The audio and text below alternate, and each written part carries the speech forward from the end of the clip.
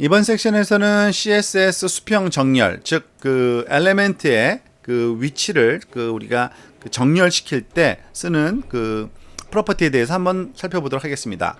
우리가 이미 여러 번 사실은 그 예제에서 정렬시키는 것, 즉 얼라인 시키는 거에 대해서 우리가 살펴본 적이 있었죠.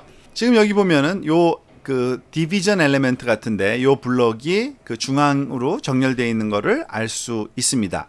자, 한번 볼까요?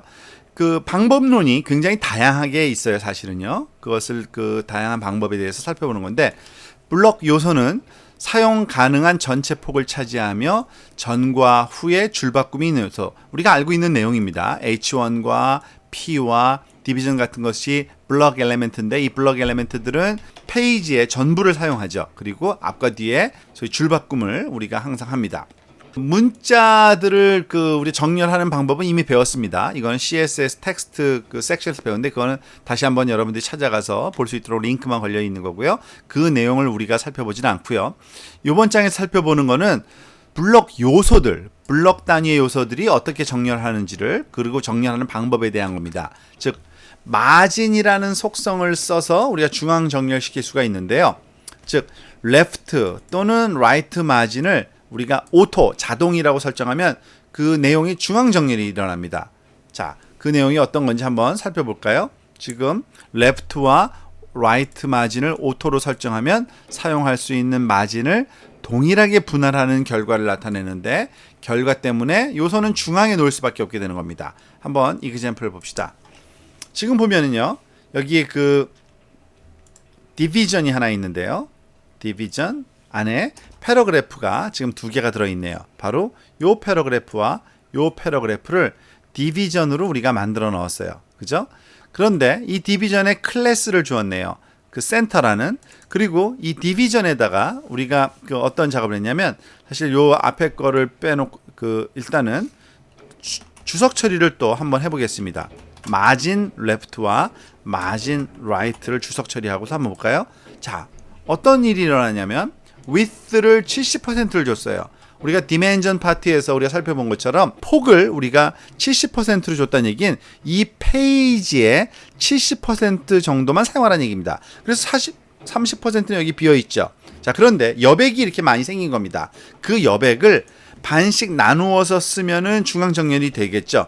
그러한 방법이 left margin, 그러니까 margin left와 margin right를 오토로 주면 이 그 여백 30%에 해당하는 여백을 반씩 정확하게 나누어서 사용합니다. 그러다 보니까 중앙 정렬이 될 수밖에 없고요. 우리가 이 페이지를 그 크기를 바꾸더라도 항상 적절하게 중앙 정렬이 될 수밖에 없겠죠. 일정한 그 좌우에 크기의 공백을 주고 중앙 정렬시킬 때 이러한 프로퍼티를 사용하면 아주 유용합니다. 그리고 만약에 width가 100%면 어떻게 될까요? 아무런 의미도 없겠죠. 여백이 없는데 여백을 사용하지는 않겠죠. 자, 이번에는 포지션이라는 속성을 사용해서 왼쪽과 또는 오른쪽 정렬하는 방법에 대해서 좀 살펴보도록 합시다.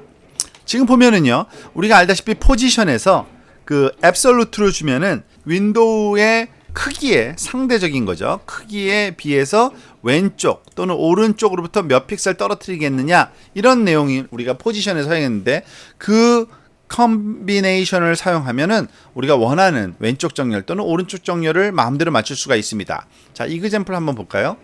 자, 지금 보면요, 그 앞에서 봤던 똑같은 디비전이 하나 만들어져 있어요. 그죠? 패러그래프가 두 개가 그 안에 있는 디비전 색깔과, 이번에는 width를 300픽셀로 줬습니다. 크기를 300픽셀로. 그러니까 여기서부터 여기까지 300픽셀짜리의 그런 엘리멘트죠. 그래서 이거는 그 크기가 고정된 거기 때문에 우리가 사이즈를 줄여도 그 픽셀의 그 디비전의 그 크기가 줄어들지는 않습니다.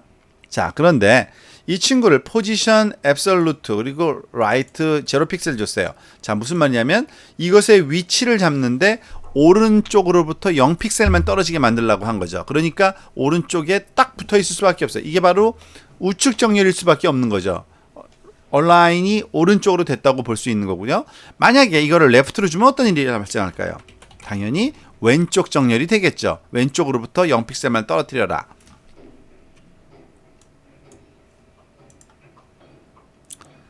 자, 브라우저 사이의 호환성 문제인데 우리가 그것까지는 다루진 않겠습니다만 만약에 관심이 있으면 좀 요거를 참조하십시오. 포지션 프로퍼티를 사용할 때 우리가 조심해야 될 게 몇 개 있는데 인터넷 익스플로러의 옛날 버전에서의 문제가 있기 때문에 그렇습니다. 그냥 새로운 버전만 쓴다면 별로 문제는 없습니다. 요거는 참조용으로만 놔두고 설명은 하지 않겠습니다. 자, 이번에는 float라는 속성을 써서 우리가 왼쪽 오른쪽 정렬도 할 수 있습니다. 앞에서 봤던 이미지 썸네일을 왼쪽으로 또는 오른쪽으로 플로팅 시키는 게 있었죠. 자, 마찬가지로 그 내용을 그대로 사용하면 그게 정렬에 한 영향을 말하자면 효과로 우리가 사용할 수 있는데 지금 아까 봤던 똑같은 디비전이 있는데요. 이번에는 float right 요 프로퍼티만 준 겁니다. 그러니까 오른쪽으로 플로팅 시켜라 하니까 플로트 된 거고요. 만약에 이거를 레프트로 플로팅 시켜라 그러면 왼쪽 정렬이 되겠죠. 근데 물론 디폴트 소위 마진은 조금 사용하고 있습니다. 이것 또한 크로스 브라우저 컴패러빌리티 이슈를 조금 생각해야 되는데 참고하시고요. 저희는 그 내용을 설명은 안 하겠습니다.